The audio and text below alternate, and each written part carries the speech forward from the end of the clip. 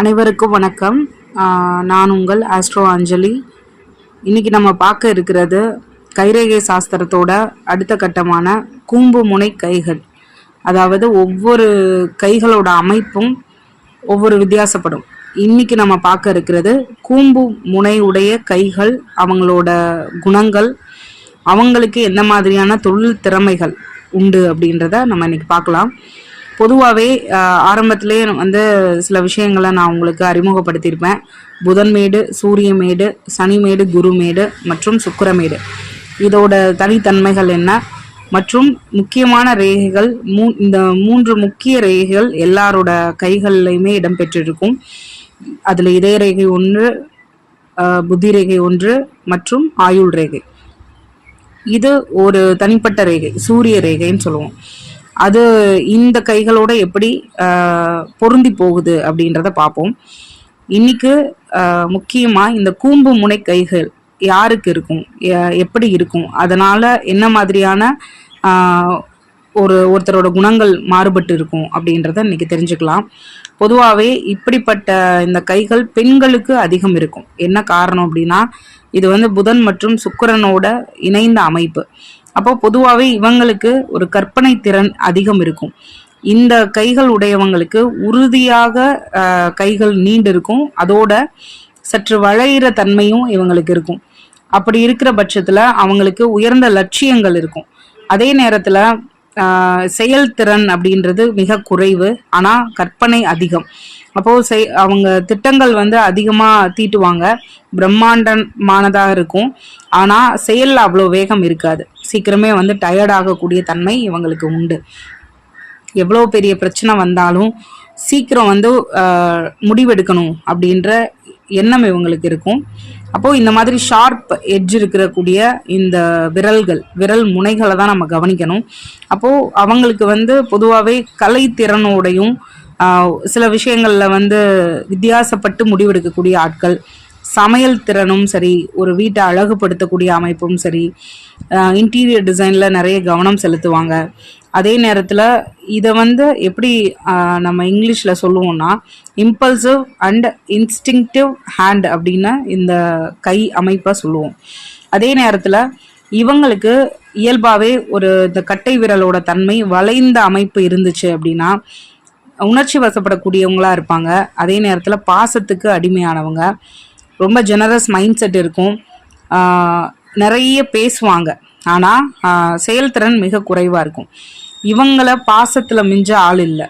அதே நேரத்தில் கோபம் வந்தாலும் இவங்களுக்கு வந்து என்ன சொல்கிறது, ரொம்ப சீக்கிரத்திலேயே அந்த கோபமும் மறையக்கூடிய தன்மை இருக்குது.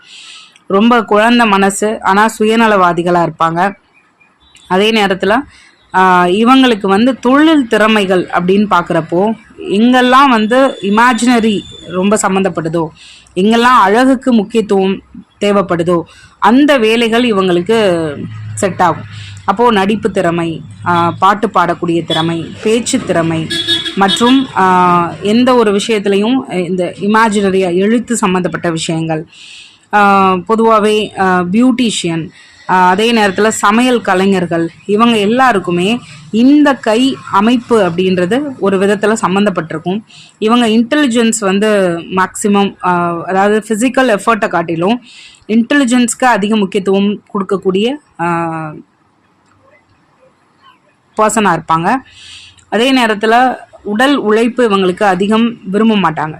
ஸோ எல்லாமே வந்து அவங்களுக்கு ஒரு இன்டெலிஜென்ஸ் பேஸ் பண்ணி நம்ம புத்தியை வெளிப்படுத்தி சம்பாதிக்கணும் அப்படின்ற எண்ணம் இருக்கும்.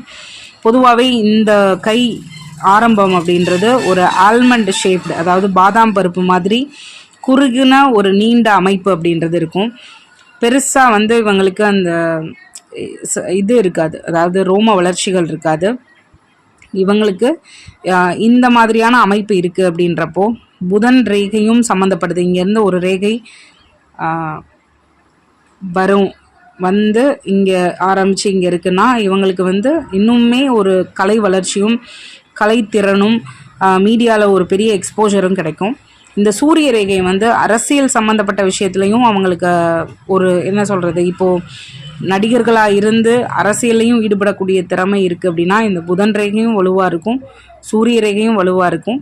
அதே நேரத்தில் அந்த மேடுகளோட வளர்ச்சியை நம்ம கவனிக்கணும், அந்த விரல்களோட நீட்சித்தன்மையையும் நம்ம கவனிக்கணும். அதே நேரத்தில் சுக்கிரனும் பிரபலப்படுத்தக்கூடிய தன்மையை கொடுக்கணும். ஸோ இந்த விஷயங்கள் எல்லாமே சம்மந்தப்பட்டு தான் ஒருத்தரோட வாழ்க்கையில் எந்த அளவுக்கு அவங்க புகழ் பெற முடியும் அப்படின்றத நம்ம தெரிஞ்சுக்க முடியும். இன்றைக்கி இந்த கூம்பு முனை கைகளோட தன்மையை நம்ம இன்றைக்கி பார்த்தோம், அவங்களோட குணங்களையும் பார்த்தோம். இது அடுத்த வரக்கூடிய வீடியோக்களில் மற்ற கை அமைப்பு எப்படி இருக்கும் அப்படின்றத உங்களுக்கு நான் விரிவாக சொல்கிறேன்.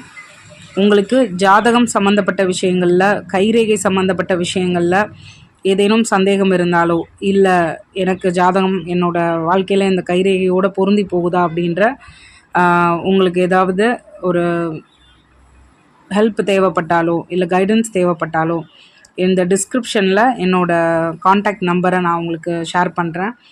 உங்களோட எதிர்காலத்தை பற்றி தெரிஞ்சுக்கணுன்னா நீங்கள் என்ன அணுக முடியும்.